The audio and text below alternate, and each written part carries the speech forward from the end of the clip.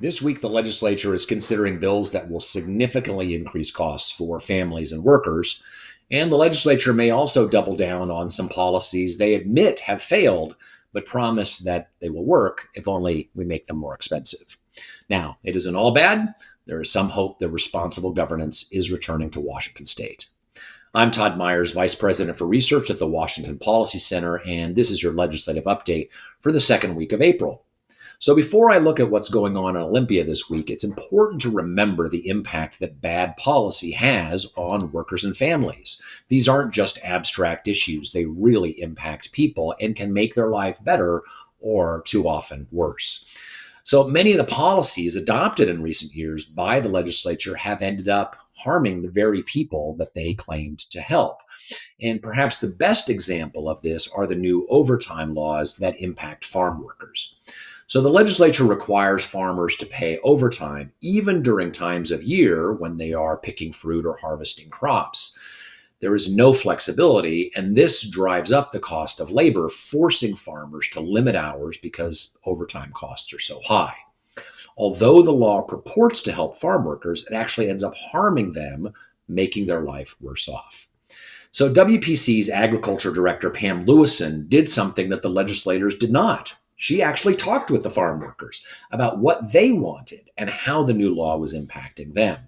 They said very clearly that they didn't like the new restrictions because they wanted to make as much money as they could, and the overtime law limits mean their hours are limited and their earnings are limited. One worker said, "I would like to work more hours than that's what's being offered, and if I can work somewhere else for more hours, I might end up doing that." So Pam did interviews with farm workers, and you can watch those interviews at washingtonpolicy.org and hear their concerns for themselves. It's an important reminder that the arrogance and unfortunately ignorance of some legislators is creating misery even for the people they claim to want to help. So turning to Olympia, there are several important bills being considered this week. First, there is a new version of the payroll tax for paid family medical leave. Now, as you may know, the state required a payroll tax to fund a state-run family and medical leave program. And as WPC's Worker Rights Director Elizabeth New has pointed out, the people who use the program are primarily middle and upper income workers. So the tax started at 40 cents for every $100 earned. But that amount jumped to 92 cents per 100 this year. And earlier this year, the legislature proposed increasing it again by 30% to $1.20 per 100 earned. Now, a new version is being considered that would increase that to $1.40 per 100 in 2027, and then gradually increase that up to 2% by 2023.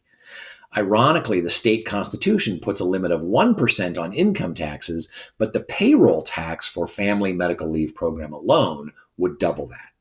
It is another example of how unsustainable Washington's government programs are, and this bill is being heard and voted on this week. The legislature will also vote on making the state's low carbon fuel standard more expensive. Now, this is another example of a bill that was just passed a few years ago that legislators already admit isn't working the way that they predicted. They claimed that it would create manufacturing jobs and help farmers. They now admit that that was wrong. Their solution, however, is to make the low carbon fuel standard more restrictive and to increase the costs for consumers because the program isn't generating enough revenue for the foreign oil companies and others who lobbied to create that law. Both of those bills are being voted on this week, and both are being changed because the predictions of legislators and government bureaucrats were wildly inaccurate. In each case, rather than admit that they made a mistake and get rid of the program, they're doubling down and radically increasing the prices of those programs. Now, the legislature will also vote on a bill that extends the unemployment benefits to striking workers. With increasing economic uncertainty this year, the unemployment fund may be stressed, and now the legislature wants to allow people who voluntarily choose to strike to use that unemployment fund as a slush fund, rather than just helping and focusing on those who are truly in need. The same legislators who promised us the paid family medical leave and the low carbon fuel standard would work as they predicted are now saying that paying workers to strike won't cause any problems. So both chambers have also passed their budget proposals and are now preparing to go into conference committee to negotiate one final budget proposal. Governor Ferguson has already said that he would not sign either of those budgets. And he also said that he would veto any tax on innovators. Now, to support legislators and hopefully the governor who support a no new taxes budget, please visit washingtonpolicy.org and sign our new petition encouraging Governor Ferguson to oppose new taxes. We need to let the governor know that if he makes the right decision on taxes and state spending, we will support him. Governor Ferguson has already taken steps in the direction of good governance, including rescinding a decision by Jay Inslee to allow a triple murderer to be released from prison. Notably, the governor also vetoed an emergency clause included in Senate Bill 5577 just last Friday. Now, emergency clauses are often used by legislators to prevent voters from running a referendum to overturn that legislation. Bills with emergency clauses can only be repealed by filing an initiative, which requires double the number of signatures as a referendum. There are a number of other bills being considered by the legislature that have those same emergency clauses, including House Bill 1296, which removes many of the protections for students and parents that were put in there by the Parents' Bill of Rights last year.